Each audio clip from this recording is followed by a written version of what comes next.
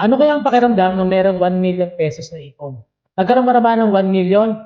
Paano nga ba tayo magkakaroon ng 1 million? Tapusin mo ang short video na to. 3 tips para magkaroon ng 1 million na ipon.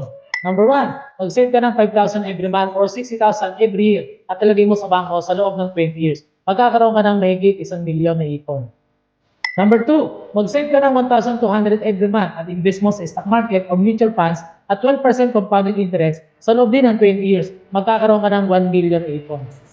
Number 3, 7 years ka lang magsisave sa Kaiser ng 5,882 every month din. Magkakaroon ka ng 1.1 million pagdating ng 20 years. Ang maganda pa dito sa Kaiser, may kasama pa itong yearly 60,000 hospitalization benefits, 450,000 life insurance coverage sa loob din ng 20 years. So, ready ka na ba magkaroon ng 1 million ipon? Sa tingin mo, ano ang mas kaya mong gawin? Mag-save ng 5,000 every month for 20 years at ilagay mo sa bangko? Or mag-save ng 1,200 every month for 20 years naka-invest sa stock market? Or mag-save ka lamang ng 7 taon sa Kaiser 3-in-1 with healthcare and insurance benefits? Para magkaroon ng 1 million, kailangan mo lang ng aksyon.